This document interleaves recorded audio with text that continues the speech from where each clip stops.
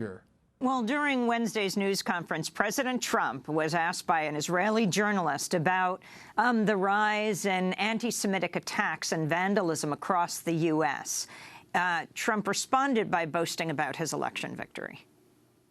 Mr. President, since your election campaign and even after your victory, we've seen a sharp rise in anti-Semitic incident across the United States.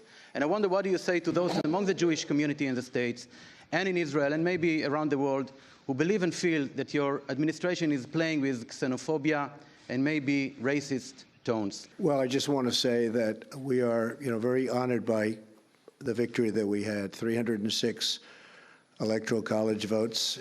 We were not supposed to crack 220. You know that, right? There was no way to 221, but then they said there's no way to 270.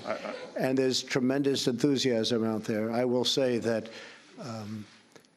we are going to have peace in this country. We are going to stop crime in this country. We are going to do everything within our power to stop long simmering racism and every other thing that's going on, because a lot of bad things have been taking place over a long period of time. I think one of the reasons I won the election is we have a very, very divided nation, very divided. And hopefully I'll be able to do something about that. And it was something that was very important to me.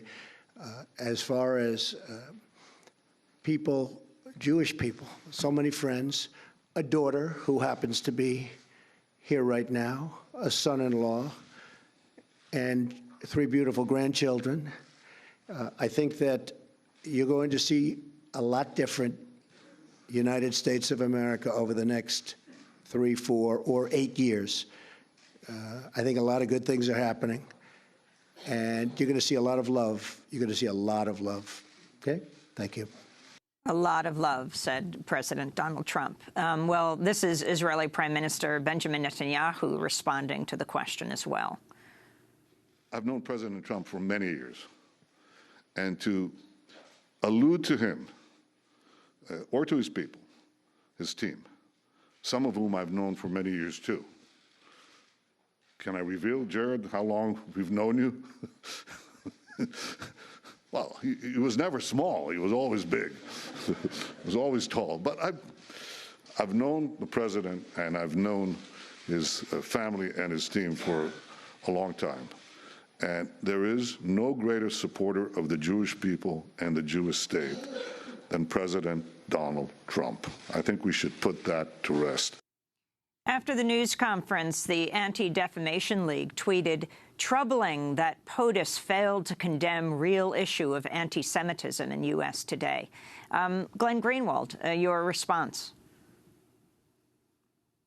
I was on your show during the campaign, I think back in March or April, as it looked increasingly likely that Trump was going to be the nominee. And I remember saying at the time that I thought one of the most dangerous parts of the Trump rise and a Trump victory would not necessarily be on the policy level, where there are functional checks on what he can do, as we saw with the courts unanimously striking down his Muslim ban, but that what was more dangerous potentially were the factions inside the United States that he was emboldening and galvanizing and empowering, namely racist, anti-Muslim, anti-Semitic factions that have been more or less muted and almost embarrassed to be out in public, who now feel as though they've been given license to express some of the worst sentiments that human beings are capable of creating. And so whether or not people inside the White House like Steve Bannon or Stephen Miller or others are overt racist or just trivialize and play with those themes in order